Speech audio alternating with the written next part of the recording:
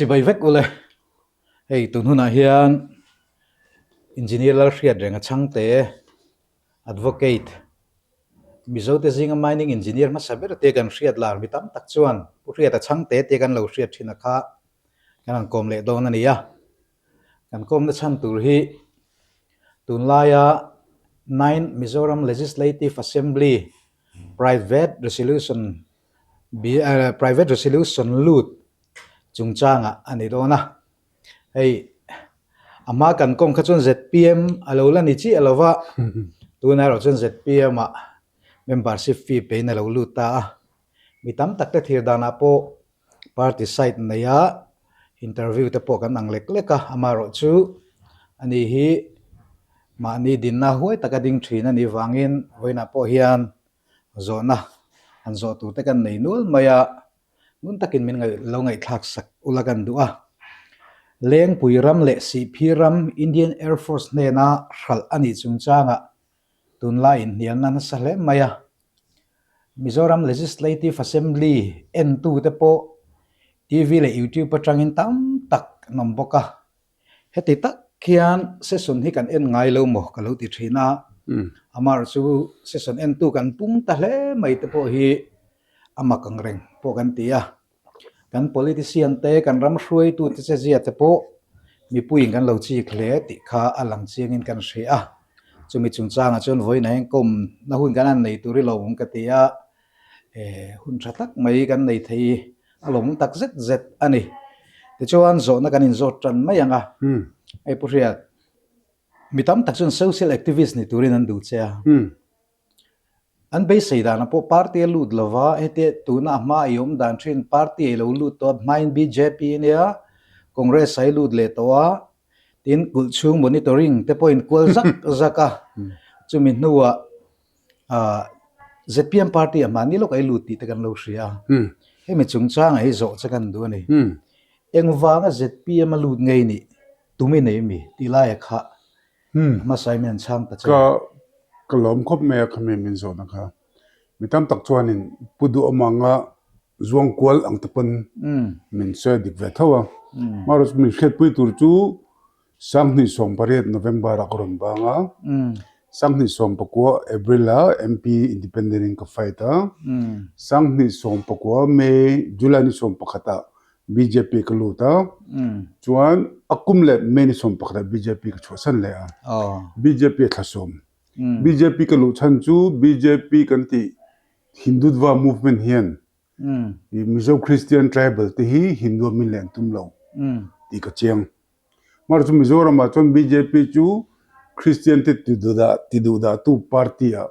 pu hola le pol de congress min lo chot to sia chu mi counter nan chon BJP a missionary cell dinila chuan chu BJP ni bok missionary cell chu boipui bokin Mizo te ruwa BJP le Hindutva tivel RSS tivel lo chin ni lo a big takin kan ram chunga miram chunga chun ti kha ka message niya masa thsom chung khan mission field pathum vel kan boipui mana a detail kan sei lo banga masa president in khan BJP khan president thar khan hei hi dana omlo ti min pai khak sak min cancel sak leta a kom chan ber ka BJP chan ber ka missionary cell dinania kate chung ka chwa san leta ne thasong phot BJP a chuan chumi nu chon BJP kom lo nu khan pudu ma by election se chi ba khan BJP khan mer som le thowa BJP tikrin by election a khan ding ve khan din be na chan po BJP khan min thlem na khan sum le pai a har san nom lo ka sei dan chung ka paisa cheng khan ma ka mang don lo wa BJP paisa cheng khan ma ke te ka lu don lo paisa ka nei lo BJP po kan to bok lo wa ka the ni ma se an chu an lo phakar thiam je chu Delhi tang te pon rong kala BJP ho to te gohati tang tan an ngai to wang khan MP a candidate to serchip khwania auram zawa candidate don lawa MNA fatangin chu wangin ani hi khuta central BJP a poisa dil chuana thadon hey taive means ngin attractive ve ka mizu project a poisa chuana khan milo du le khalo nia chu paisa po chu momalin min pata chuang lawa chuan kantling lo te boka tin serchi ba kan kalpo khan serchi mandal anti block BJP khan BJP kan itak tak le tak to tu interview ve mo chonin khan don mi kar khat don ma kar khat thai ka chonin kan thiam lo ne chuan ka bang le BJP ka bang keng lo le ta tro tu congress ka lut le ni congress ka sang ni le som ni le pani october ni som ni vel ni ka ka lu kha chung congress a henin kha som thum ko mani congress ka om na chan ka chu lok sabha MP khan ni ve ka du ni ti tur chuan party lian be sangai chu wangin independent chuan bor ve view thil re ve view maila min atling don tak tak chung lo ande min vote lo kan je ni chu wa Mizoram voters ho gen a big thing MP a chuan a thadone Delhi thadone ti ai main atling don nge don lo tinga lang vote lo mi kha lo ni chuan congress a lu ten ka congress a lu chowa sangni samni pathum general election khen khajung kan lap kala por kala tui ma chu congress an che chia pungul lin chung che tling ta khan MP khan mai party thang thang ti ta ni chuan 2024 January vel an thang ta ni ta khan congress a khan kong andan pok kalin i official nomination kha an siama midang ho in nominate ve du kho chu hel ang min an treat ta ni kha garelu na all india congress committee a complaint ka thelu ka bang le ta ni a ho e mai ka tling don chung lo mita khati la kan ka ban khan MP am candidate don angin boro khalom thau ase ka ngai to khan ka juk complaint na po Mizoram congress MPCC Mizoram Pradesh Congress Committee hi ke mani party constitution po kan zom thelo van state rural la kanilo ding ka complaint ka bang ta ni chuan ka bana ping khan gap omjel ni chu ka zuang lo ni chu zo tung zuang kan ti chu party tang party zuang kan ta ka zuang lo ke chu chu min nu a chung ka ti chole lo lo gai company deu tho alo ka le a ta chuan ZPM ka lu du ta ni kan chung point kan se ho ba kan fa pa hen ka pa party nga ma chu ni mangai amal sen chu I theng hel tak tak chi lo I ve ve tho si a enga mo thil lom jene ya contribution nei tu chuan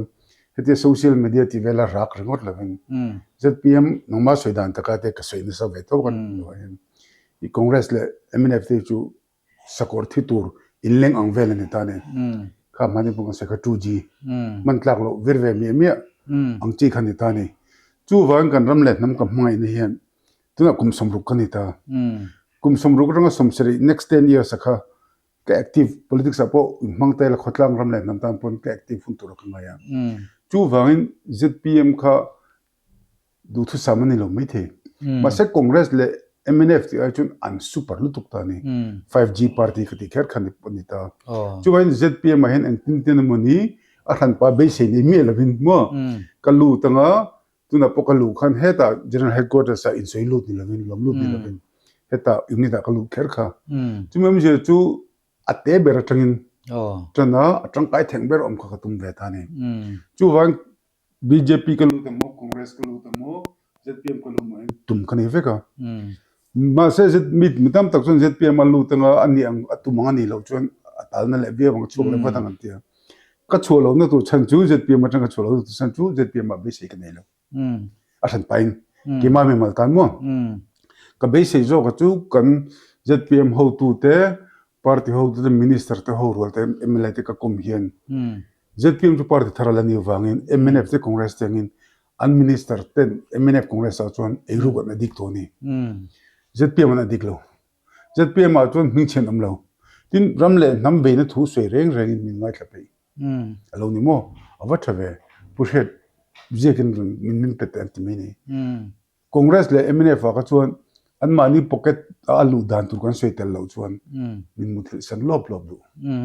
chu wangin ZPM a khan ZPM a tangin banrama mo ZPM a banrama kan lan lukhum tha ve deu theinan ZPM ka platform thani tin karisani ani khom mai chu wangin ZPM a tanga cholen tur changam lo in soi manga chuan ZPM le van la lukhum mai zom do tin ani e kaya ZPM tan chen lom wang na khopatling kan ria ka mu dan na tharaw lam rui mai ma se mi hring mu dai nang lawa poni sela kha ka chunang ma mu dan ni maya hey regional party kan ti MNF te pon lauma PC te pon laum ve taw tawa chumi pia te po National Party kan ti Indian National Congress te po an lo la boka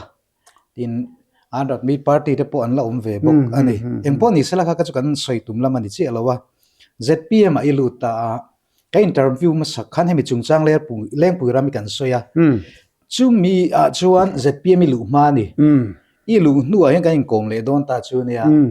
mi pui hian thlir dan chin to kan hrethiam an lo enge mo ngai dan lo nei mai theya mar chu frank ka ngen du chu ZPM ilu ma le ilu nu bo ru ka hi danglam lo se ka du nang ma ngai dan itlang ta min chang la ka du khop maya a chan chu tu na kan thil soi tu ra hi thil poi mo top kho ka nia ka assembly house a po in nial lui na khop ani tla ta wang ani ya chu wang chuan tu na hian nang mani mu dan ZPM ini na ni lawin Hriata chang te ma na kan hria thin Mizo Christian tribal Indian Christian Mizo Christian Indian tribal kha ini na lai ka chong nung turin kan nin du cha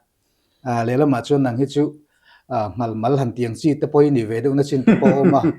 a ho wa han che tat har sat ti chang te poi nei thin ve tho ma di ang po ni sala ka chu ka soi tu ma ni lawa zona ka zot na lang chenga nimin na private resolution bill a kan chial lo kanga Mizoram Assembly website a khan lawin zia ka bulletin part 2 ani ta hi number za somthum panina relative procedure of private members resolution tinia ta hian nimina soiho tura chhop chhuwa kha panni a omani private resolution chuta chuan dampa bill tu MLA zong tak Dr. Arla Thangliana questions resolution a kha soiho alo ni ta a te chuan helaya kan ena chuan rian na ti zawa kan soilo kan ke en na sakhop maya assembly session vela hi MNF an vai jong a chialo mayanga an mingte MLA somhian he private resolution soma hi ainang thapin an theluta ti chuan ZPM MLA pali te hian tuna hian ainang an thelut ve boka pathum zo kan hi ZPM MLA pathum Dr. Lorraine Lalpek liana chinza te pu vial zai thanza ma te tin puti BC lal venchu ngate resolution ania ti chuan Dr. Arlak thang liana resolution akha Indian Air Force IAF in Lengpui raman leidan chungchanga dan bo chiat na nasatak le corruption om ngei ni na lam hi Mizoram mi pui du dan le be se nga in Central Bureau of Investigation CBI in achui chua theinan Mizoram sarkar in rang taka bo zuin ma la ngal ro se tini tani chu minua resolution dang private resolution ang ZPM in an pudlu ve thung ero chu kan hriat na ti zau tu tan kan sarkar kumni chunga mi pui healthcare scheme le kong pui thamin pe hi lawm kan ti an ve ta a chulaya chuan nimina na men lawina in niala private resolution kan ni leng deuh thoin an chai ani tam tak chu noi an tia comment lama te po MLA assembly vem usika tianga rural tu te in noi le kha tiang thu enge mo atia kha an ngai dan ni lo plok po anom mai theya khala kha ingai dan ka khrecha klat maya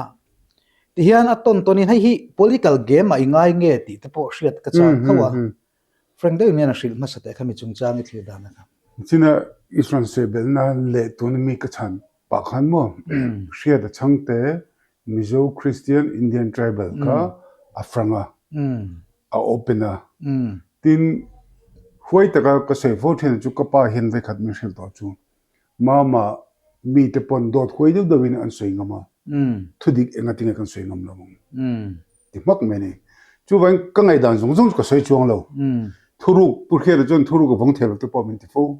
ma set thuruk lutuk van ka nga lutuk kan pui le fanau tu se lo kema in pok in fil do lo thuruk kan ni be ni chuan ka ngai rang don ka ti na ka thi ni thleng Mizo Christian tribal kan ni do na tu na chon ZPM kan ni tel ta chau zo kan ni chu wan ka tu na ber chu ZPM ni lo ram le na mane chuan ZPM platform atang khan ram le nam zonga bol the ber ni ti ngai to na kan ni war lut kan ya chu wan ZPM hi pol lam atang ka bail ani lo ka be don lo wa ZPM ko mo wangin thil tha du thu sam lo de ngai dang kan ni chon party chunga chungko ka se vyang ka chu fair tro chu wangin ZPM kha hralh ka ti sak vek don chung lo ZPM kam hanga ya ram le nam kam hanga wangin kami je pa ngai ka thup don chung lo ti khase poda no chu ka sei du podin niamin andu dan mi lo ring ro se thadeba kan ompo ka sei fo thina la liso krista po kovela mission thadeu nin kovel chandam turin alo kola kan thathiam lo lu tu ka kan khang bet vel tro chu wang phria da chang te ta lo chevel kha chu du lo sei sela poi no ti ka sei du poda tin tu na han zon ka zot vel le lo du che kami resolution ko MLS som MNF khan angai vek anita kan sei ta ni le ZPM hian angai tho an sei to an sei man anita lo ani kha la sei chho to ngai tai lo kha mak em ta chu pakhana chuan private resolution khan pothi na tro chu wangin somen kan te chum pakatal chu po fu niang tiania lo pat fu po ni sa ngai vek ni to tho ba khata tang ringot po khan engtin nge kan MNF u nau te hian he ta sang ni som pakwa ti ra tanga sang ni som ni pathum kum to in kara an ram hral tu ma kha an mani sarkar hun lai mi khanga tinge anin ti mol phongom don ti khangai to ni chu da chung rilu pakhan lo lang le chu an mani len mani khan tang rol ba sang ni som pare tanga sang ni som ni pathum in kar an sarkar ve kha an dim vak lo tro tak tak ajung kan se ni mina pu do man soya TBC lal ban chuan bon talking pu TBC hi parliament vela British parliament vela an se speed in se thiam mo pu TBC bon ne mem chunia am mizo tong speed na salu to ko padu chuan man lo mai te ya moro chu khami te pathi soite pu chan zo soite ngai toin hemi achi an tu ram hral an tum a hi chu MNF phone ni ti chenga maro chu akal chho ni kena soi zawanga khami anin raya anin ngai zonga an muhova anin raita ni MNF phone line masa akhina kha Henry na du thu sa ma khul ma dele che thati lo wangkan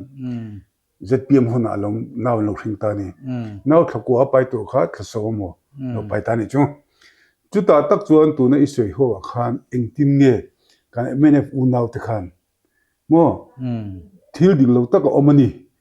ti han che chela lok tak lai de ka me puche da poi mo khop mai ni tin ngal ti ngam ko ti Indian Air Force IAF in Lengpui raman leidun dan chungchanga dan bo chiat na nasa takle corruption ngei ni lang hi Mizoram mipui du dan le beise ngein Central Bureau of Investigation CBI in achui chua theinan Mizoram sarkar in rang taka bozuin mal ngal ro se tinia khata khan tuna MLS som te hian an mani pontel venul don tro khami lai po khan MLN ni venul karinga amber khachu sarkar masa khan tro khami an malak na kha no confidence motion han kalpuiti na ni tani tuna an jiranga documents om tharo puisia kini te po chu galo soi chu toite pudo mate kan CM te puti BC te hola puchan zo te na an soi bak soi ve ka du chu kini ho ran lan ve ka sang ni le som ni le pathum October vela an man tur ver kan shefek to tumi shet vek to wanga puming te pon achan tur claim atilet no sia wanga ron lang kan nia chu wangin azong kha akim vek to an no ka she chole dan chuan Henry Khan Central lama apek tur tumela a beneficiary tur mo Henry list tur ho Central Sarkar lama thok ho Indian Air Force mo Defense Estate mo Ministry of Defense noe te khan Henry Khan a paisa in a casin advance in deal ni to me an deal to Henry paisa ni me si lo wangin i MNF hun la chu ngi tur bo se to zo kha chok man talo ni to me ni si kha a document supporting document ni vek si kha engtin an rak ngam ti lai ta kha lalantum to lova political career give up to a thang tharte min to don chung lo tin politics an bye de tan ning ka so mo sub to fing a dying horse kicks harder there sakor thi tur che link khan le zolta ni te ni chu wa engru na pu kha thiam che lo politician kan ni velu tuk lo wa moro chu an a thot an mani tura an mani chitu mo ta khan ta chun heta I ngene kan ti kha preliminary public notice mo notification ting chi ta kha chu anan en wangwanga ZPM khan kan DC te pon fing ve a Sihphir mo Sihphir mining engineer ve nga ne ya Sihphir te po an fingan en kan paisa run thang rup to sia an te fel to sia release mine thiam kan chan nan khonge an lo ti mai tlem zong hi in siam rem lo kang o ti na mai chu ni a than pala kan ni lo a tak taka chon ZPM ron lal nu 25th ngani May kha nikum May kha vel tang khan survey le ti kha process ka zo man lo function het an lo ti fel vek Sihphir te uluk taka na dan han zir kola hemi kan ti lo chun kina kan na boi don MNF so ka hun lai khan lo ti lo hai chu ti sak le lo kang an ti vel mai zo ni chu wang ni MNF som ho kha ti ruin an ongani ti atin an ongani chu an mani khan mo lai kati mem chu ke chun mo awang chu tunlaia hian man lai ang ni to lo wa chin pani kan soi kha assembly session te en tur tam to lo tuk life in ama dpn air in nga DIPR mo DIPR en tia chun youtuber ho ben ti len react la ngai nam tam lo tuk to khami bo ro kha ni ti an na helawa mak do mai chu ko sei du chu mena fo hi mudan kan nei na rei to mo chu I an sei fo hi dig do ne nam ru na person chang kang do kor chung ha rim ti do pon on ve chu ngai dan chang kang degree te pon ni thade ma se thil chang kang do an sen to pa chon wang vat kai kan ti ho khan hei chu ara kan ti dan ni lo an ti bam le rak se chu hin MNF khachu independence world tur din ni ha famine front atangin Mizo National Front dina kum samni kan boya chuan chumi nuwa chuan engma kan ni bel talawa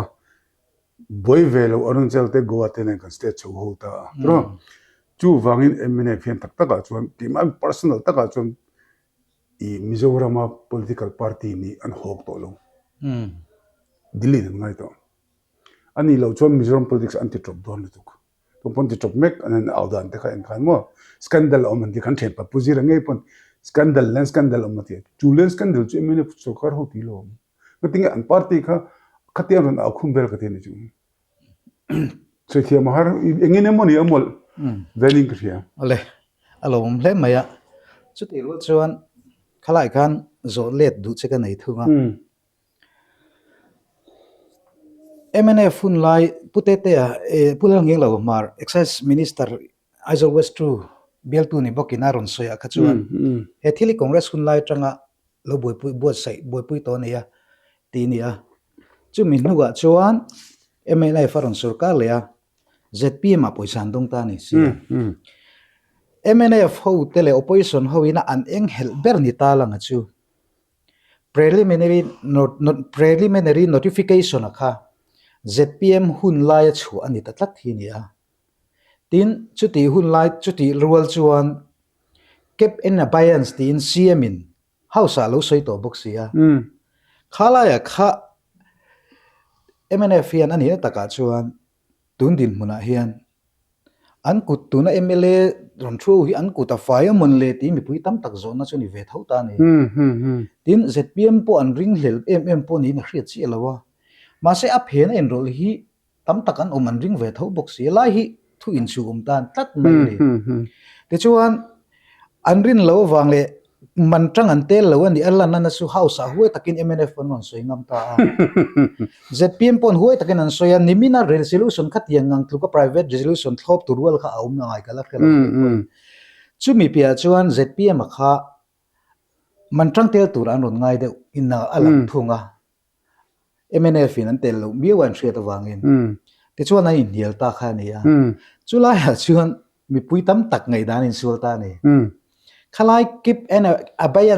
abeyance aloti CM na ti to nu le preliminary notification chua ani lai kha ZPM sarkar hun lai lo ni boxin en khan opposition ril ang kai ta ni ani na taka chu khalai kha Sheffield min Sihphir sak de la ka do ingai thlir Sheffield I khida changte version mo kan sei don ni te ron sei zokiti kha congress funa changa in chanti kha digna chana ma toy ten fel de ka soinga mo he story lo chu dan en khwe chang khai bang em boina sang ni le som pariat October November Christmas don nei Mizorama officer pakhat Delhi azina Henry Oma Henry Chempa I Naga Indian Air Force officer omuga wing commander chung ho chung hukoma chu sang ti som pariat Christmas don borok ni tro congress an lan ni chu khang ho thian za ho mukhom khain kha Air Force officer pakhat khan Mizorama Air Force in Ramanu leidon tene chuan chu Mizo officer chu hing ka sei lovanga ka hria ma sei lovanga aron ho chho nala khami message akhat khami chanchin thalo mo me ma kamo ni ta chuan aron hon chho ni chuan puming te kan ti ai mo aram lekhom tu pa ka sang ni pali panga khan BSF ram turangin aleni VC pass LCT vel kha somni pakhat vel alini ka khami ram anei ti kha kha Mizoram officer pa khan arhiani chuan hmingte nei mutani discuss dun ta hmingte tenkati ane dita ana ni da tu se preliminary notification kha atir mi tu ni tani preliminary mum je chu atir berti na final ni lovin preliminary ka final anga tingai dani mum je chu atira tang khan preliminary notification ka han chu chi jezam ani lowa ani lo na chen po engdang ani lowa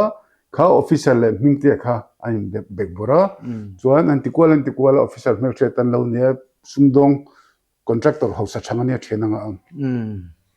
ta chuan makdeu men preliminary notification chuak me lo kan mingten ramanei thule Indian Air Force na mamoni chuan ka phale ti le kha pe ni chu midang tan ram lo nei ve po ni sela zorna chance om lo preliminary notification chu chance om lo tro chuan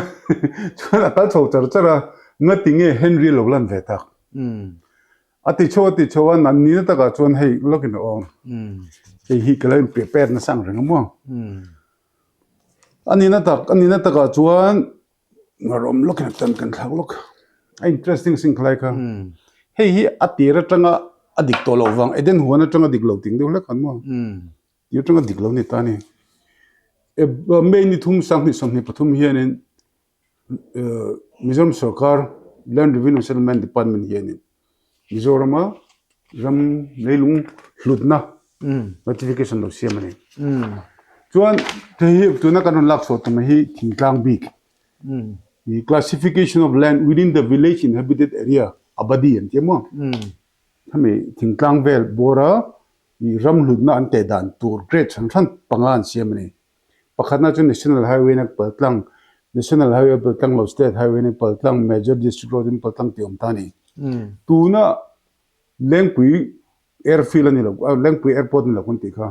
Lengpui airport changa apia kem nga ve khani tani chu village road ina alu ve trok ania hemi chhodan chung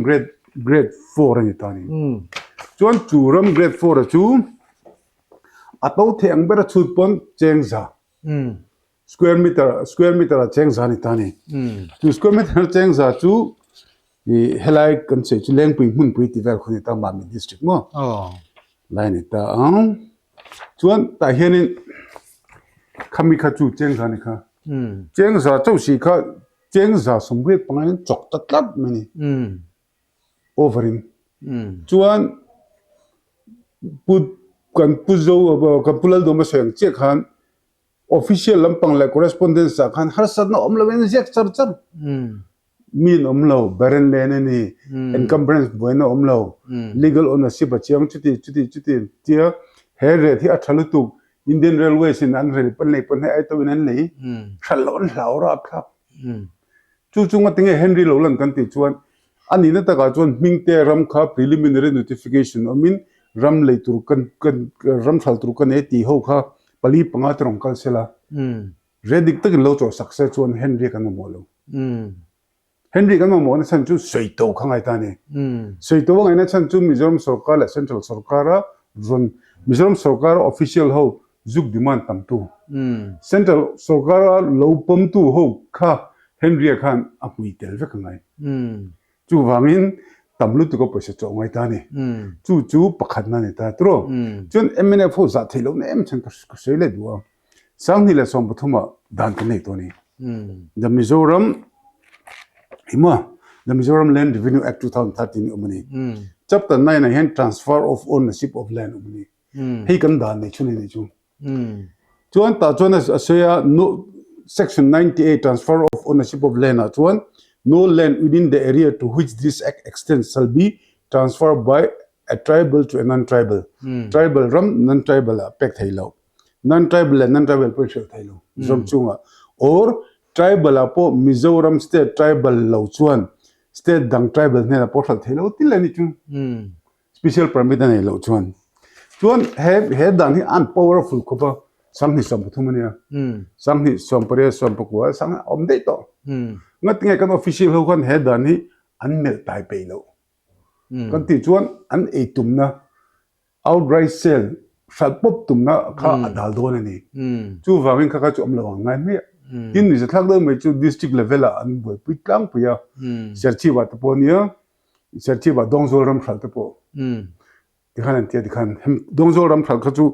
an chei dan chu sang ni som tu malam pangdi ni ya chu wang dan alam mu man lo kan langai dam se he dan om to nu yen dongzol style kha an copy thong ni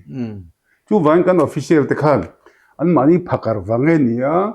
MNF Tunlaia alal ho CM officer tangin nge revenue minister tangin nge khaiman thil te ho khan pelo te ro anteni kha aram ngai lo kha ka te ni chu MNF 371G intisoi chuak kumsom ni te meu rammu India ra independence solam ho khan heb dan buin alo ni chu thiamen chu wangin kan sei chawa kan karulun dan em chan chu hilai dan hen asoi le chumo section 98 5 fa soi dan chuan he dan kalin ram lo in sal po ni sela shall avoid in sal lo ngai nga chu mi thu boi chu ko ta pokal pui thela ma te ta khen ka soi du chu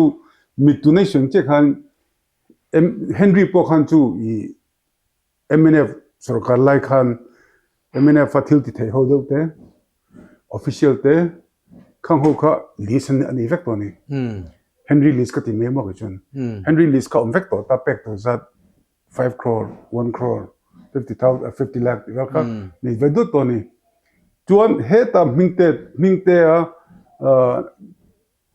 min chor na mo ve bel che som thum pangai tanga ve bel che zakan seidon po khan i Henry chu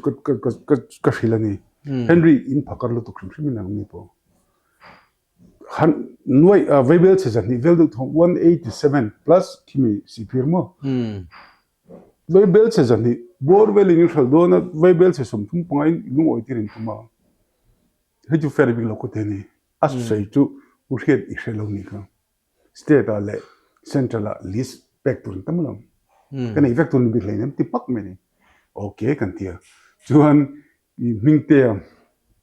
yang kan meeting para person mingte kha ati taw to ni pushe chok men te to lo me ni ni me ro sa atia ka zui chok ve ni chuan pu mingte hei ngai to cheng ro the Henry hen local puin sa ve to lu tu ko tu nen kan withdraw le thu chuan Henry khan le ni chuan ka paisa sen so Bible chu tiza ka seng to ti ta sepek to ni non chong chi chu wangin Bible cha kha an ti che lo pon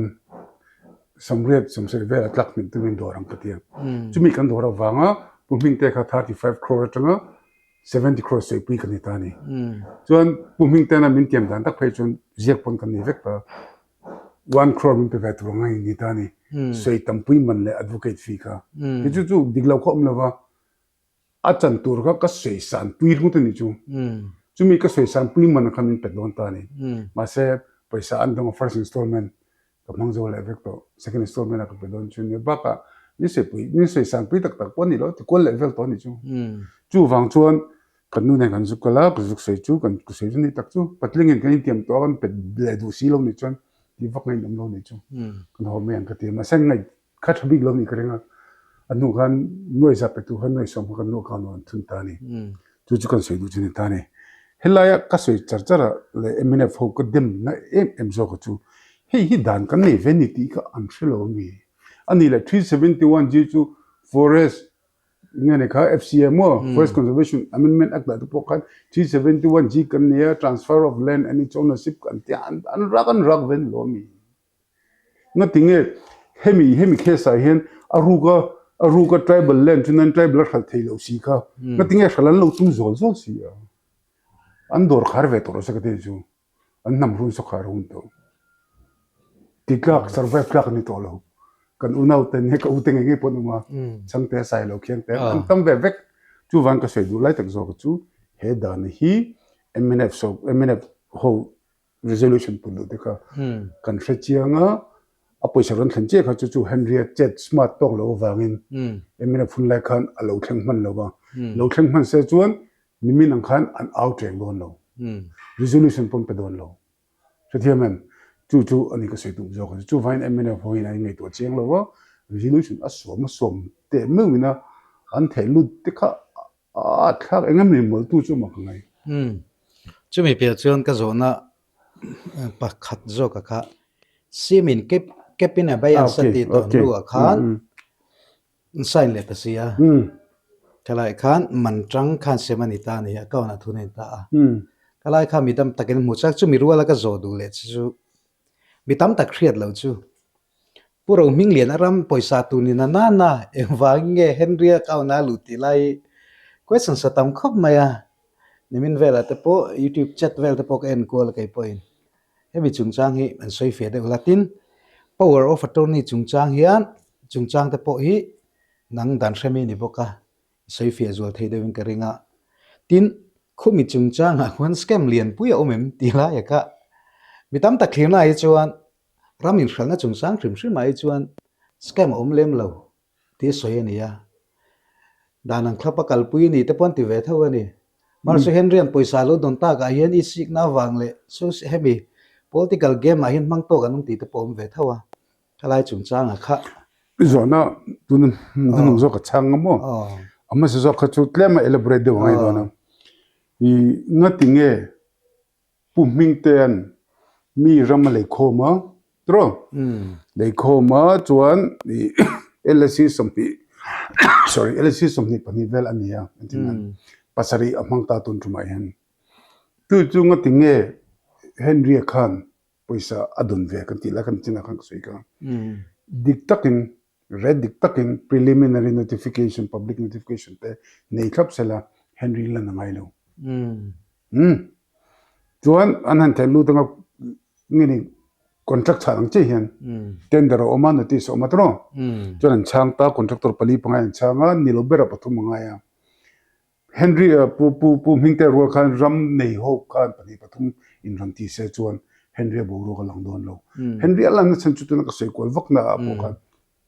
ตั้มเตะยังเบรอาศัยในตัวรัตนาอินบัวเซนตันเฮนรี่กันบางตานี่มิงเตอร์จวนมิดเดิลแมนมิงเตอร์จวนเขาจีนในตัวป้าคอมมิชชั่นในตานเฮนรี่เขาจูจวนคอมมิชชั่นข้าง่ายเราตัวนี้ as per rules นี่จวนอบังจูอะไรตัวเด็กข้ามีมาลันนี่แล้วว่าคอมพานีนี่แล้วว่า government of India ตานี่จวนงั้นติงเอปอยสาขาเฮนรี่กุตาอลูเวทีไล่แต่ข้ากำมิ่งรันลันเวนักสวยลูกว่าข้าตาโอหันนี่ตานี่ข้าคัน35 crore จังอ่ะ170 croreอัพนั่นนี่ตานี่ witness อ่ะกับจังตานี่อัน negotiateปุยตัวปอกันเนี่ยคำ negotiate ปุยวางอ่ะ in เป็ตัวที่ปอกันเนี่ยมาเสร็จจัตุระสวมินเป็ตาโอเคก็ที่ไม่จบนี่จุดตาชวน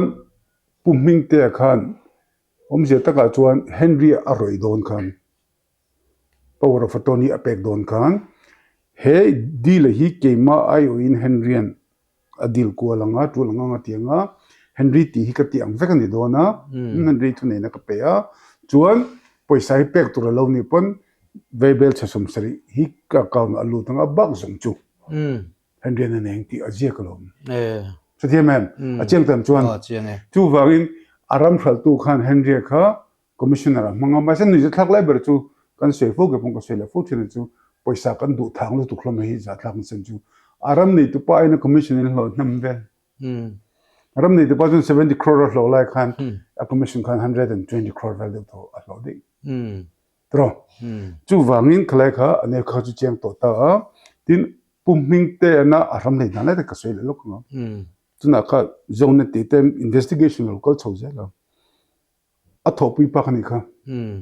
ka tho kha anram le la khalan ni lawa mingte na a commissioner ne na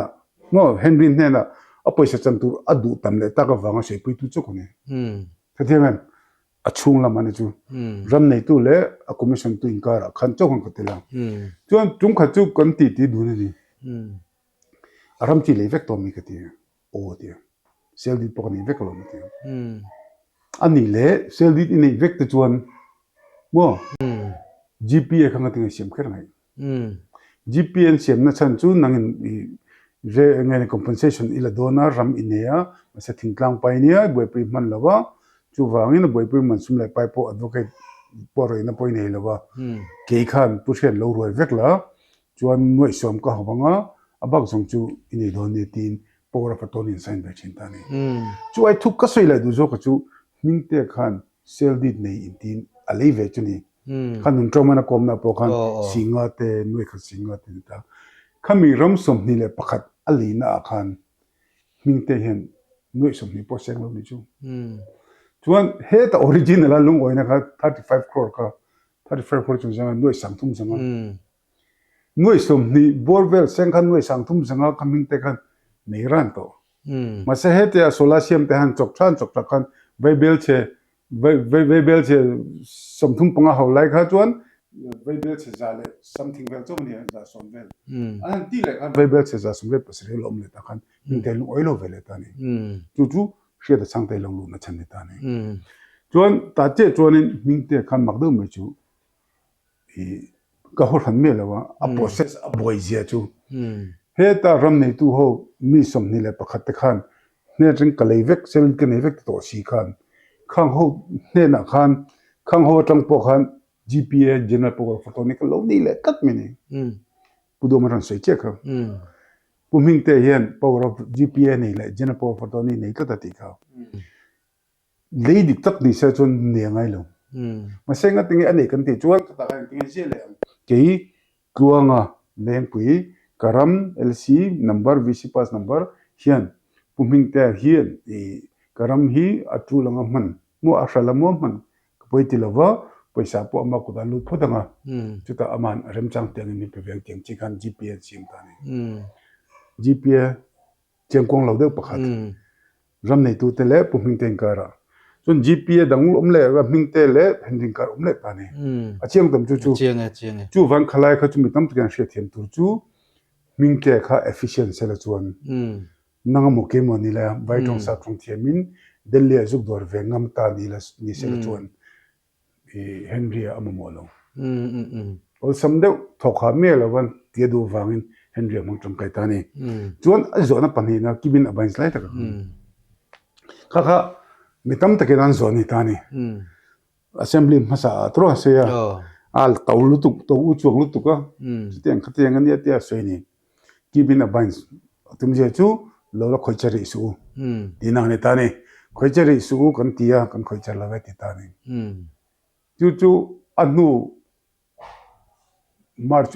february bom vel ni ngatro april may june vela achele ta ni kibin abains kha kani sathum lok ani ta ni kha engwangin nge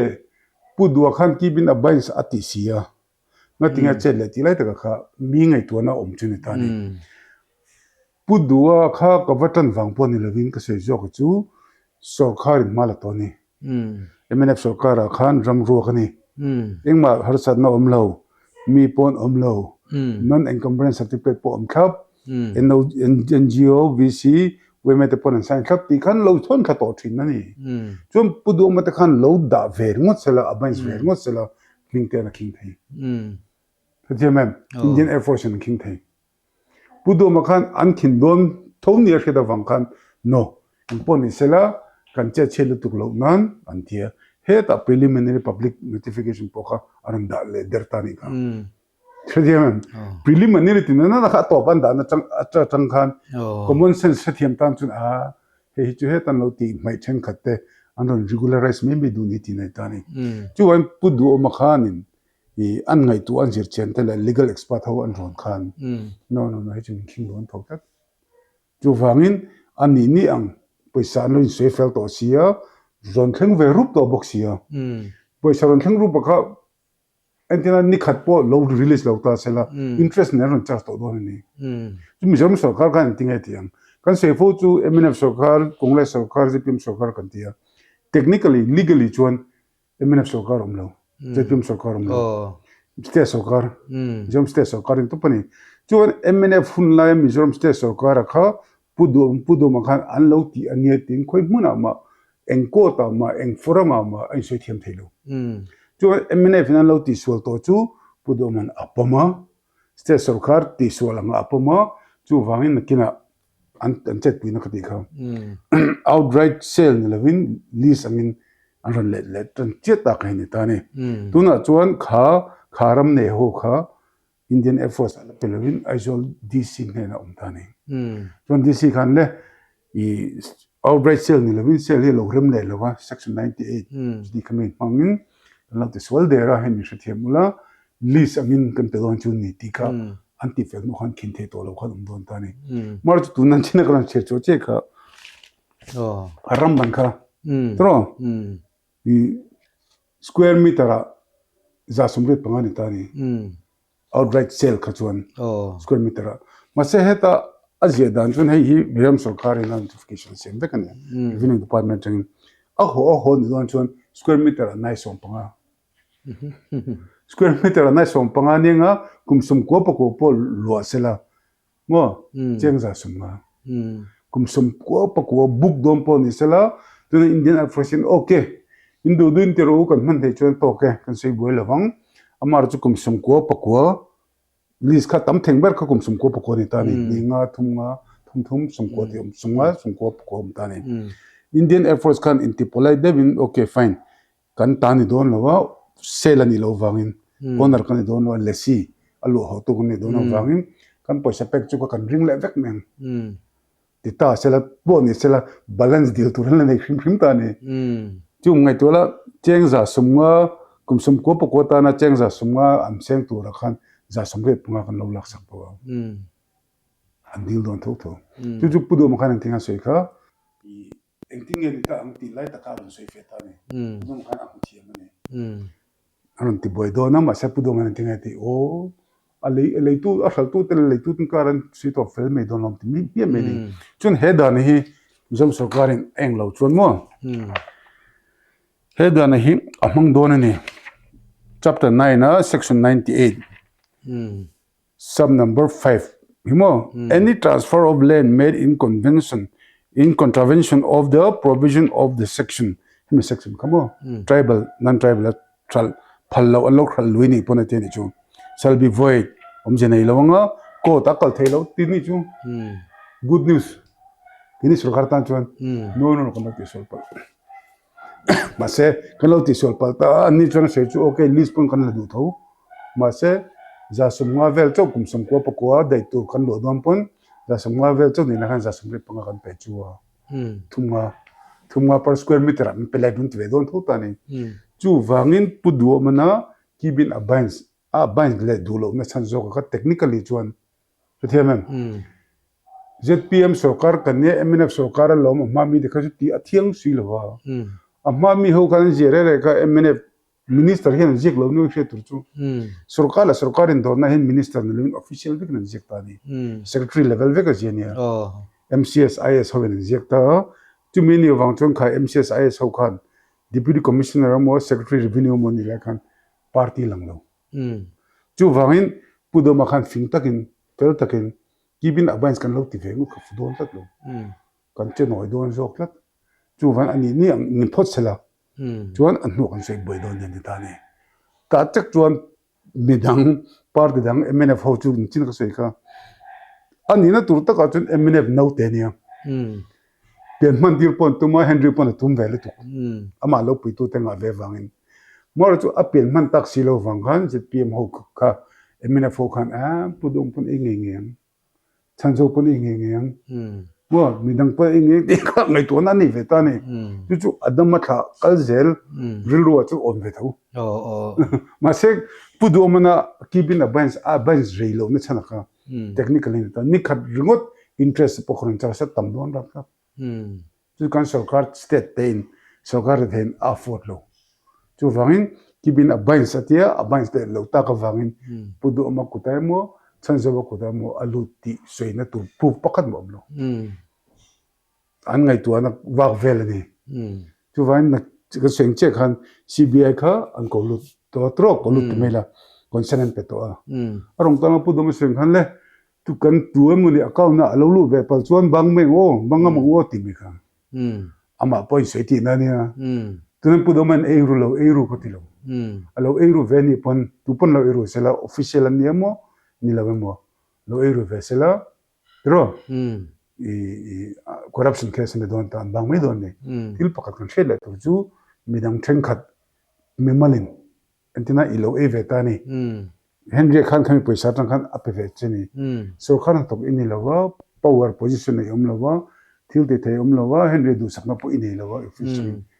corruption case ไอ้ดูแบบที่เราทุกในนั้นมังสวล abuse misuse of power เขาโจก corruption อาเจียงตันติกันพูดดูอมันabbain surati abbain rate เราบางขันไอ้รุ่นนี้ไง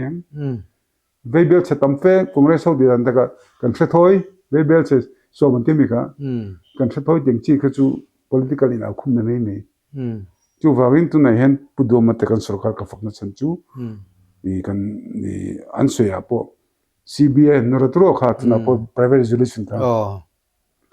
อันเราติดได้ต่อเสียตรอจักตะกันมาลักนี่เสลันเตียอันเราละได้ต่อเสียจูว่าวินลักซุยที่มีการที่กัน modify modify ที่ตานี่ที่ชวนเนี่ยเสียงเด็กขันเฮ้ยเฮียน Government of Mizoram Vigilance Department notification นะฮีFebruary สมนิปฐุมสังนิสมนิปรุขันคิริรามมินา Chief Vigilance Officer Chief Secretary Government of Mizoram in อารอนชัวตาแต่ชวน MNF อินา CVO เนี่ยนะผู้เปลี่ยนเฟลจงถู Advocate Vice Chairman MNF Legal Board and General Secretary Mizo National Front General Headquarters Resident of Tuikuatlang Aizolti karon chuata kha CBI a chui turin aron ti na kha ni ta ne la hian a dei ta kha ni somni pathum February sang ni somni parukani chu ti chuan chumi phena che chuan puwanal ruata sai lo hian kan thim paruata puruata I kulpon monitoring pui thi ta khan bo ni thlani family ni sorry nili thlani sang ni somni paruk February nili sang ni somni paruka khan Mizoram lok ayukta khan complain at helut boka ela hina number alu chuanga anpom ta ni nimina an thu chaya ro kha chuan ai lungrual vexia awading khatle man herlem men pasta ni khana lanta chumi chungchanga chuan kan soidu ni china ka soidu lai takachu ZPM in an chow ema MNF in an chow ema Congressman an chow ema ni kita tin BJP pon chow ani chuti rual chuan soitu lo rontin oma kan thelu dei to lom si me rontia the khortang te na main hei chu ka hriat main thelu ma ka thelu ni ronti bokta chulai thu in chu lai chu ni ta ni aing lai nge scam ti lai kha ni chin khang ka zot zuai cha pusi ra pon ron zota putis TBC na anin soina ain chan pha ta masa scam ani chungchanga chui ron soi ta chi ni ching kan TBC a soeng de tho travel and travel khala kha scam li lai chu lai kha ani ta ram nu khoi lai tak chulai ju tam tak chung kan khelo de ning kan thawa kai pon apoi mo Henry Lee street chaking kan khat thup mai ni sum kan lom beka hey politics in beina ni ngai de em shim min ngai mo chu ko se chu MNF po khan an sarkar lai khan lo dong man sa chuan se don lo raman mai wanga tin ni lo raman mai ni chuan MNF khan ngating outright sale an tum shim ta dan ai jek vekalom he dan khan ngai pui mo lo mi san nge kan ti chuan he ta ei ru ven du ve lom bang a red dik taking shal sela listen ti sela ti prilu ni chuan Henry lo na pui mo lo ba officer hoten war lu tuk taka an recommend ngoi rang lu tuk ti tura MNF foi tu chen khatina DCN lo no rang chi te po kha atul lo tro chu vai tu na khan scam chu kan threto a pujira kan changa ngamo tbc ka speed sang lu to ko mi khan kan man lo mi thia tribal ramnan tribal hralh tum tu 371 g inti soi chuak tu te khan pathian lai kan ram tan ti tu te khan mo chu ram chu tribal ramani ngoi ro kan rol u te na thisen chuaka Mizoram independence wala an kala kan hmula tak lo apo 371 g tel kan chuaka 371 g a chen ang tinga sei ka sei lo ko 371 kan sei ve va ka ni mina point an mel ngai lo ning ka ria 371 g chun ownership and transfer of land shall apply to the state of Mizoram atini unless the legislative assembly of the state of Mizoram by resolution so decides 371 g kal zongin 371 g hisabin he hin siama Mizoram Land Revenue Act 2013 chu an thengil maka an paisa dulu tu ko wangin chuan hemi 371 g anin soina sat vmm vana pohol at kongan zo ve an soi ve dub an namru na se ve dub 371 g kalin zpm man la chuti khatin jo an ni chu an thengil mak 371 g kal tu chu mnf lo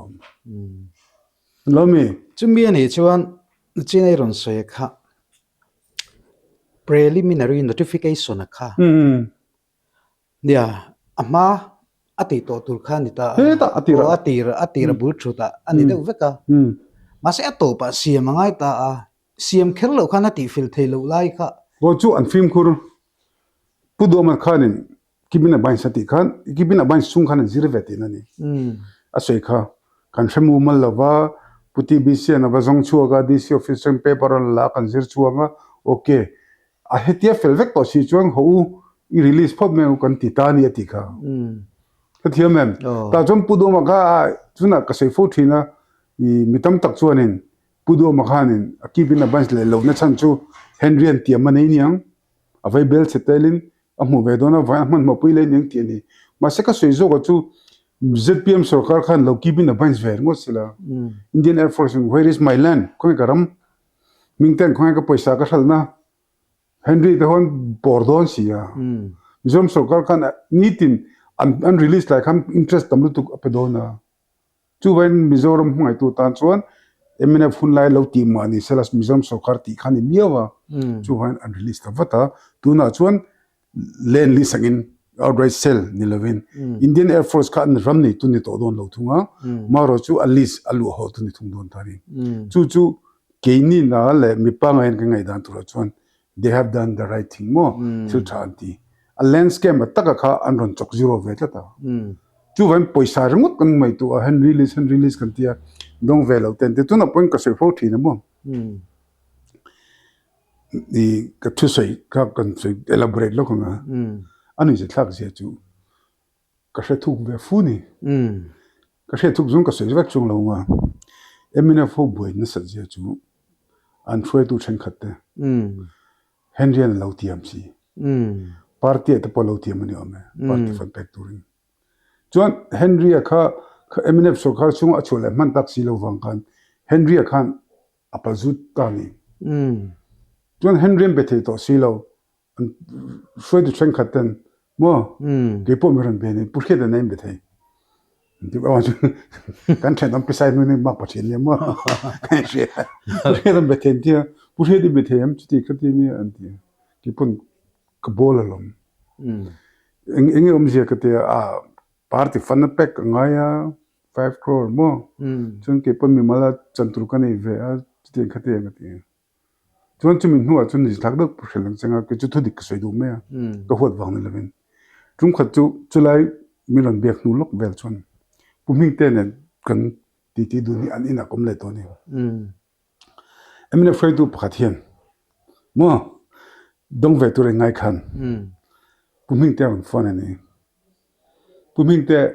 Nadian Henry ka bepok tesilo, push the Gavabia. Can to do it too.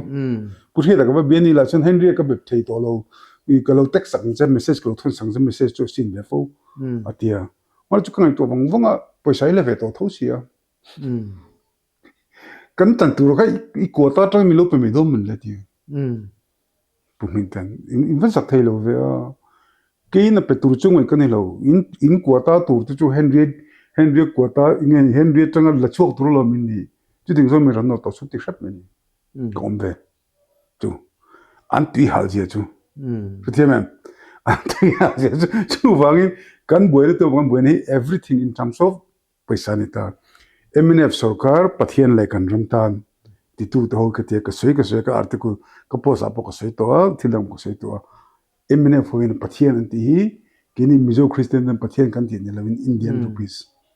India paisa ni lamta ni an pathian ve ka an biak ngoi an thupui bera ka Indian rupees ni lamta chu vain MNF ho hi kangai to chen hria da changte ser chip khuwa kani nang song te ka thisena ka Mizo na le khoi huna po by the way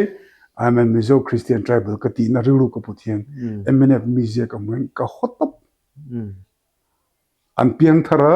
simhing putla ka an piang tharte ani ngot lo chuan politics apun rol ve to su sakati ni chu maro chele Mizo wan ne til ti tur dang izon dang kan nei lo big lane name so kan na kan thok lowa nang deng kan personal kan ni ve lowa izon nang kan du lo party kan ti ve du lo anti ni please ram le nam ida ma sang in pathian kha thlak lo ka du ka te ni chu pathian tak tak chei ve ro so thiam em chu MNF ka mu da ne ka an ma ni ru kha ka ve deu so ka ba ngi sim sim ni lo ka mu da ni tak ka open ni tan chu vain tu na isoi kami ngene ka kan mi zo izo na kha tu tuma khan kami eng lo kha I consent apek ti khamo kha po kha ka sei du lai ta ka chu consent lo pe de to tinga kha ti kha February Mizoram sarkar ina CBI consent apek mo ti ka war olak kan file kan ni somni pathum February tu na hen banal piana puma piana pian fela peju ka sar venia mo advocate ka senior venia pian fela to MNF kan fin pian ni CBI direct television Mizoram khan a forward angaya consent apek ngai ni ti an ria jim to ran tum bene Mizoram sarkar an theng hilanga an mut puyang tin lawani an ring ani maro chu Mizoram sarkar ZPM sarkar ka fin piana okay dia an be se ai rangin an be te hi specific consent ni ko I cheru lok chuan Mizoram ma sarkar han tokte helai in nam nei nam ni chu investigation kan pale CBI ne na pe tungai pek CBI director Delhi aizol te po branch te po kopin pe infal te pon pe veni Shretia mem tu wangin MNF unaute na ma pe na to change hovina vigilance selina an be se dan tak chuan an pending ver an ring an pending a political platform an siam lenga president siamanga tini tani ma se an be se ai rang khan he ti le sia hi tuna Pu Hriata ran soi kha kan nei a file hi kan ron lang do ni tulen isionela hi Mizoram sarkar ina CBI ya general consent apek la ya kha consent apek la ya kha CBI ne na sui ngai turati na kha February ni somni pathum sangi somni paruka CBI na soi la ya kha anita a chuan ruwa ta kha mo hi ani hi lok yuk ta ni ta ma se lok yuk ta hi tu na hen ka hriat da na hian CM po khana soi thau ka hria an mani hian branch thana lo nei investigation branch SP rang nom ve tolam chu an lo chui ve na sa le ni te po khan soi oma tuna ama puro ta ne tanga ka hriat dan chuan ama ka petitioner ne complainant a complaint tu kha chuan engpo zo thianga I thil secret om lo confidential puro ta min hril dan chuan an phur pui khoba lokek ta khan puman somate hi man na tanga ka hriat to go om lai jang ka hriat to ni mo pa confuse ve deu ni chuan Henry po hi an seidan chuan voi hi line ko to chu vain an du chuan Henry list po kha an ti chok thoi thena ring tat chu thiam em chu vain an sei zel dan chuan Henry po mi zo pa ve to ni Mizoram na nam chen na ani lawa angai to na kan ram hi sia sela ti po ni lo kan hre tur pui mo la tak chu he poisa hi central poisa Mizoram state budget ani lo chu vain a tu de ka chun an ni ve me a zuar ti na zuara cheng so man ka cheng zen zuara pakhatin okay te lei saka chang sum ko hlep ni ve me a khata khan ke ni ho mizom sarkar mi puis quota kha acha chuang lo a hek lo amaro chu pui mo jok lai bera chu kha sung ma kha kan han kal nga kan ti kan ke nga pui mo lai bera chu kan official thing khatte chiang lu tu ka manan om do ni chiang tur chu chuan MNF lama te po ka lo tiam man ne po mi khane min ne la MNF in pushet an tlem song tol chun dong lo bang mo ti alan dan chuan dil chu khan nom vak to lo Henry kha MNF fan sarkar mi to lo wangin or chu Henry Mizo pa ve thoban ya khate nga lo pui tu ten nia lo nor sak tu ten nia chuan Henry chuan theng hin vek lo nga tin 5 crore be sei pa kha chuan 1 crore tu chu pa pe ma na mo chu wangin Henry khan hen ka tong try na le ka du chu sa ma chu Henry hen alisa poisa pe kho account nei don mo kha sei khuna chun kan hlimin kan lo mo CBI rong kala kan theni mo loke ta kal kan theni mo mizoram kan lungo yang mar chu poita em zo ko chu sum ringot like kan luta emine pathin le kan ramtan thisen chu thi huama 371 din se chok tu pon nam chan na mizum nationalism nei lo ba chuan ka se fo thin angin tunal kalan alan dan ne je pe phur taka kalu chau nu poka phur chau sel san chu MNF hote a hin je PM hi an mizum nationalism ni chuan ni lo chuan ti tingam kha har deu ni o ani le mo nia iron soi chiang vewa engpo ni sela nia luke tain champagne lo chui thawa CBI ya kan chui vele don ani ta rang takin malak ni roset in private resolution anan nimina anan pasta ni boka thichuan ani le mitam tak zo na chu MNF open an zo na ni ka riat chu sumanom thun ta mi zo account na ron lut adisi account kha adik lo ti ren chuan an kir le thei me lo mi ti lai khan ni ta chu chen ka soi kha adik lo ti khel chuan cancel la salan de kha cancel don khan pulal du ma kha ZPM chief minister ani la ba mizoram chief minister ani ya puzoram thang hun tel pulal than hol hun lai ti kha mizoram ti vek ni ya chu vain chen ka soi che khan kha paisa kha lo thang ve to sia an abai re an cancel chuan vangan cancel cancel tur san chu tu na 100 pe fel podanga section 98 khan tribal non tribal ram non tribal a thailo nothing in share lo to me don ni Indian Air Force advocate ho khan council ho khan what is the problem ta khan zuru chung in ti di na mi inga tinga in ti lo nothing a paisa pending nothing a whole process a kan you're wasting our money you're wasting our time to do no chu vain pulal do machon aman thiama kha helai ke man na adilo chung cancel sem mi lo ting mi lo ba private in leithil khan ni lo ba hey pumani ram ka lei kha noi somiti kha kan tia paper hello chiang lo ba LSC ti hello chiang lo ba in thang le meng ti angut khan ni lo ba ministry sarkar in do ship to chuan he ta MNF fun lai khan le kha sweet the ang ber thathe ang ber shal du ngoi ani ti kha vai khan man vek to khami shal du ngoi hisab khan tenga tu na in cancel le nga te ko tan king do na lo pathiame chuan pudum hen du dikta ka tia tun he an cancel lova lenli san le dona dc ko ta man tian se dan chun he proposal he mo chun dc communicate nga shil khanga inde for sa chuan chu den khating ni atianga am boy hatanga chuan kalau ngai duan chuan india sarkar chu hausa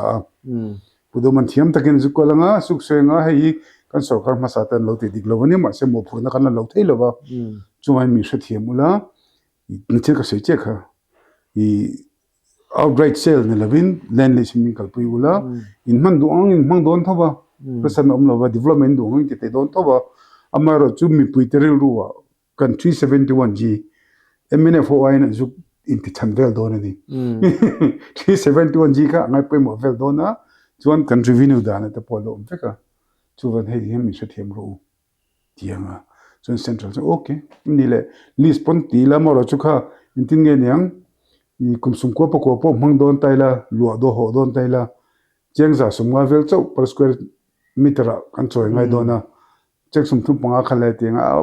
kha chu อันนี้ตัวเด็กมิซอมสุรการลงมาเตลแล้วว่าปุ่มพิงเตะหกกรุ๊ปว่าเฮนรี่เตะหกกรุ๊ปขันอันเป็นเตะดงอันนั้นที่เขาจะโคตรสวยบวยเวทตัวนู้นใครเจียงเวียวเจียงตัวตรอเจียงคือวันพูดว่าไม่เห็นไอ้นี่ตีน่าตัวฉันอมเราอัฟฟิงอันนี้จอกินะทีนตัวนั้นเฮมีฮีลิสังเกตเราเสร็จแล้วชวนที่พวกไงด้านนี้ฟักเราลิสังเกตเราชวนพูดว่ามันไอ้เว้ยตีตัวมาเส้นลิสังเกตนั่นเลยแต่จู่ๆบวยน่ะกระตอกโดนนี่ที่อาศัยเขาIndian Air Force Central Government นั่นที่บวยโดนที่อัมทุลันสวยโดนอังมเขาพูดว่ามันฟิงเดมิน I can handle the problem ที่ตานี่จวนพูดว่ามันเห็นลิสินจะเตรียมสกัดลิสอันเล็ดเรานี่จวนเดี๋ยวพอจะเตรียมปนเองของปนนี่ละก็เดินไปทั้งจวนก็จะเตรียมดังก็อารูกลงเงี้ยก็นี่บิ๊กลงก็เทียมไปอารมณ์มันเล่นมาเนี่ย assembly session กันเองนะแล้วเสียงไงพวกเขาไอ้น้ำหน่อยเราอันนี้ที่เรียนอมเวนัชิวบ้านอาจจะตัดมาอุปสรรคก็ร้อนเจริญซะทีนตัวน่ะจะเพียงละมันบอกพูดเดี๋ยวนี้หลังตาชิวเสียงเลเวนิวมินิสเตอร์พอบิลล์สันจวานิตามาเสียเอ็มเอฟลมาเฮียนอันมันนี่ร้อนเจ้าเอ็มกันสวยตาอังคาร private resolution ร้อนลุดส่งเอ็มเอฟส่งข้าหลังชักไม่นี่จู่ว่าจนอันนี้พอหลังเจ้าเซ็กที่ข้าหลังตา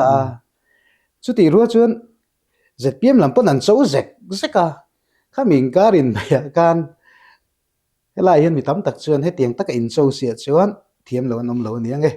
อามาร์จะสุรการมาสัติลเตียนี่วางินพาร์ตี้ว่าการอินโรลนี่เหล่าเสละอาลูอินโรลนี่เหล่าเสละเตียงอินไฟละกัลจักเทลติดพอเสียงเลยบอกกันนี่ให้ไม่จุงจ้างไงยันอัตบละมาก็จะดูจะชูไฟล์กัลจักเทZPMB ก็อันนี้ละเว้แค่มีรัมอินเลยชัลจุงจ้างเวลาค่ะสังนี่ส่วนปริยัติจังอินอันนี้ง่ายจงกันนะก็บ่อยปีตัวแต่ก็สังนี่ส่วนบุกก็MNFสุรการชุ่งจงกันบ่อยปีอันดินอันกัลจักเราโจก็ที่ลปักกัดลกจังก็ไวรัมก็ทอกเรย์ตัวไว้หุยดันที่ด่านจูไปสันดิลด่านจูไฟล์ pending เฮนรี่ขันบ่อยปีทิ้งนี่กันไม่ทันนี่มั้ง Ministry of Defense Estate โกฮัตตี้จิตติขัดที่บ่อยปีทิ้งนะไว้หุยจวนไปสาวินตัวพอดลันที่โดนลงเฮนรี่ไฟล์ pending อ่ะกันมวนที่รังอรการเล็กกันลงไว้ตัวก็เราเทงหิลเดียกันปุ่นใช้จะเรา pending เราเป็นที่ที่กอลโดนนี่เฮนรี่ตันนั่งทิ้งเตียงปุยซาสารงจังให้ดูกินละเจ how much you want อันเตียงเขามี pending อ่ะครับปุยซาดีนัดสไตล์นี้ตานี่ไวรัมจวนมิจฉามันที่เวลาก็เรียกว่าไวรัมกันปุยซาดีลดาอันปุยซาดีลดานั่นแบบจูไฟล์ pending สักไฟล์ pending เรย์ปูเลยอีหลอกตัวเขาพุ่งตานี่ที่มันจู่ว่าวินอันดูจวนกุมขดากุมนี่ที่ไทยมาเซเฮนรี่เลยอาทิตย์ปานากาเตนะอีไวคุลมาไวไปโมโหอันดอร์ดังขันสมาร์ทฟักลงนี่กัน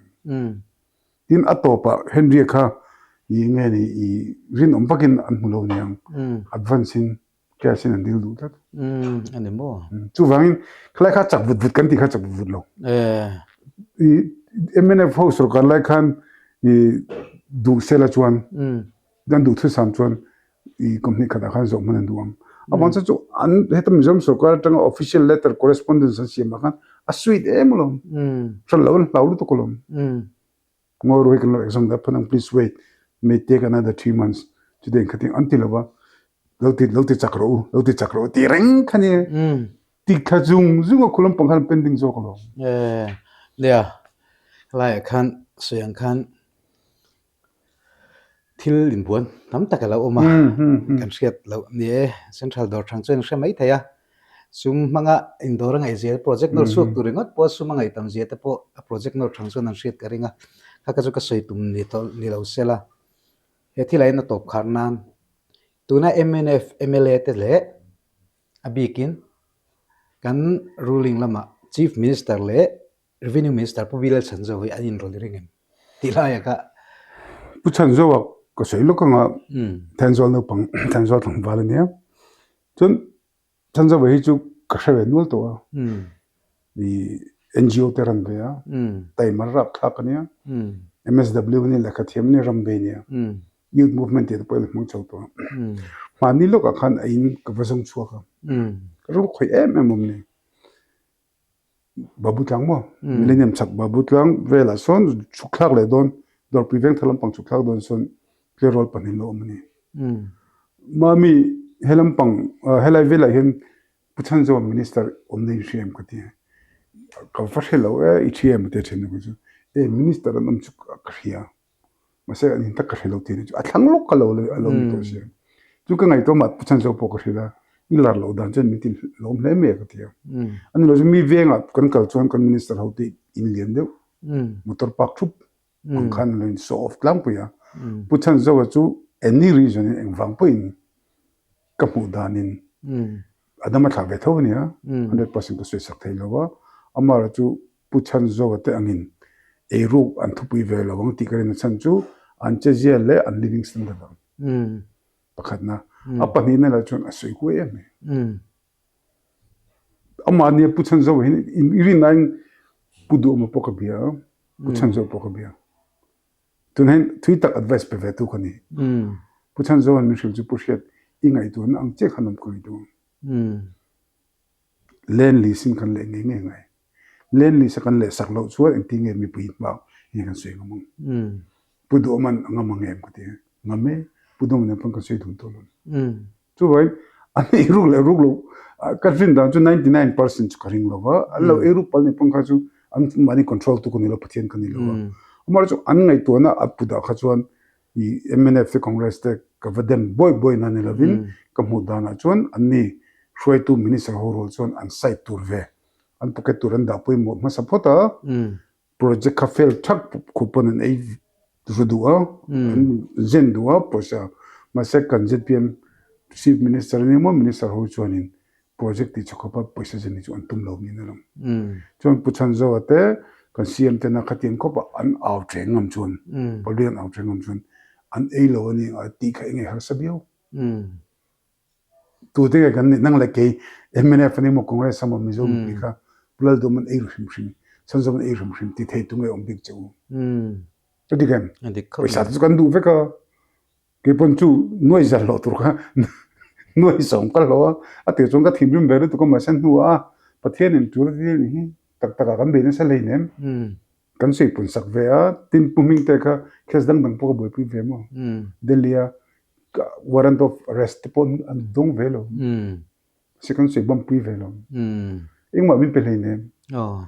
heti ngai to mai chon min tiam ang in tiam ne le kha kan nei thla bang ta ka min pe ve om ta kan ya tuna kan chen ta chen khat pe chon advocate ti mol po min te de ni 35 crore is a sugar 5 crore lo lo mo heti mem chen khat pe chon ko da king rock in tiam ne ni pe chon te ang ro mi tha tiam ro ko ro lu nom don chung lo te ni chuan ka sei zo ka chu ke ma ang te kain fakna ni lovin sum hi kapati dan ka voxelainan petrol lenan chung kan mo vek ase sum belo sum thupi berlo minister role kan nei chu ka lom na em ka lu no ka zir chen zel po ka lom na ni chuan he party hi kan je chaviu ani lo chuan kan ti chawng kan du ai re je pm la lang ZPM gon thak thei turin MNF congress roi tu de an pm thar tak ngai mizo vek thoban nia an ti thei lo ko ti lo ma second ngai tu an ngai tu na kan thak ngai ya tu na kan ZPM roi tu te chun ram le na mi dikshit bharat an dia 247 mo kum sang ni somni pasari akhian pudu am pana se kha 1% contribution kan ne ve tur ni GDP ti tingkan chuan pudu am te pu chanzo te le minister dang dang hi an ei ruang a ti ngai ngot tu te kha chuan ei ru se ti ri puin an judge ti na neutral and low fetiam tu na popu do ma chuan in a sa khama sa ti de ne an sa fe ka lo tro lomi kan politician tamber nan tum pe chu raman ngai na chan chu an mani house sak na tu ngai do ba ni MLA te minister ni chang san chu picnic spot an du ba ni fetiam chu vai tu na ka soi chu ka tong pong chan ni lo chu na po ka soi kha ZPM hian I len outright sell kha len ni sa unlet lo ni chuan ka dum unlet ani chuan kha boina khanin a ching fel dom pathian chin fel ti ron pathian chu ram mai na ne ya chu tak chu lam kan boi pui tur zo chu chu wain thang thar te hi an lo bak sei tum khan 5G party ni heta congress MNF ti bel 2G party si to lo kon mel pe to lo thang tharin 5G 10G thang kan du chau to don tro chu wangin ZPM hi lal lo sela anti chuan ZPM hi zir char sela ZPM I thil tha idea tha on to sela mi chuan beina ka sei tum zo ka top na ngai dam ko dil du chu ka lo sei na do ni pon MNF hi ni na ka chu Mizo nationalism king tu ra ka nga ya ma se 371 jin ti so chok sin 371 jin thek ni vek 371 ji hisapa Mizoram revenue dan siam land revenue act 2000 an thek le mak chu vai enge soi turun nei MNF kan ramtan enge contribution nei be ka sei fo wa MNF sokar te an voila te ngai tu MNF na floating taka min nei pui chu ramti buai kan floating an ne rma chu lai ka chu an mani ka hochi mang chum lo chu ka u te pon mani chu ni tera chung ta vek ni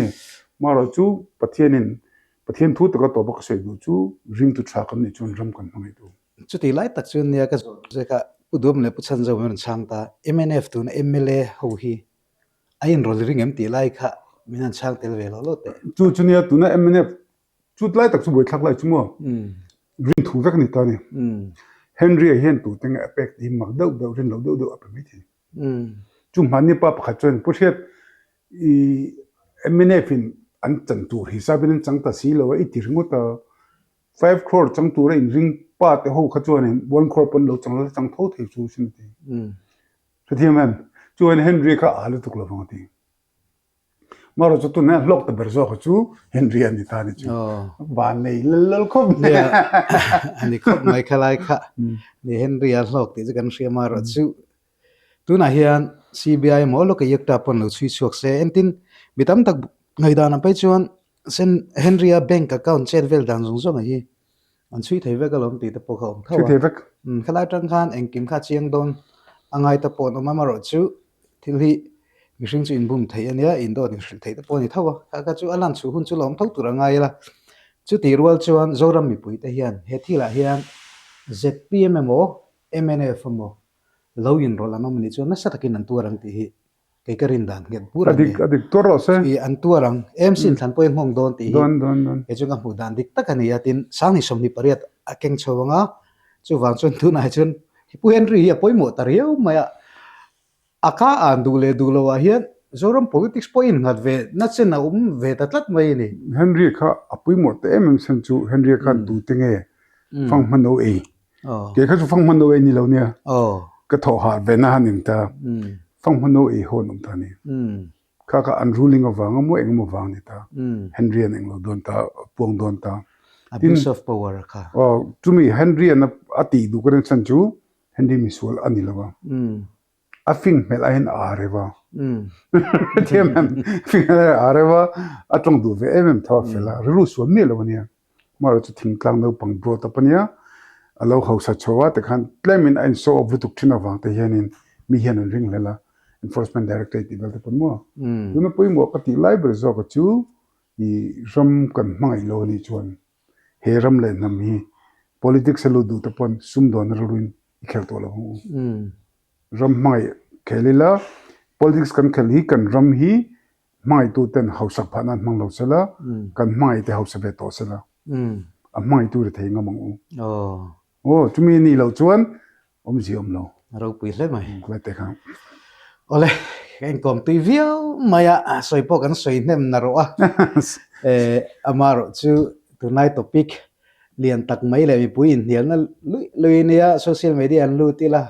atiang li mai ka mu tu ram wan kan an kom de ro ya nia eng po ni sela Pu Hriata chang te hi soyang khan ZPM pa lo ni to a ZPM side wangai lo ngai ni pon thir tu te thu ni sela chu ti rola ro kan soi du chu kan ram kan mangai chun Pu Hriata soyang khan ram ro rel tu te re thei ngam mila re thei pingam tur chuan ame pui jok te nei ve to sela ti ka dik khop maya khami kana nu kan kharanga tin Pu Hriata hi politics tel ni alawin ama hi tharau mi em mai hi lo ni boka testimony lo nei tram em maya kan la sei lang chang kan tra soi le don kan nei kong le don a politics ro kan soi kai to don lo ni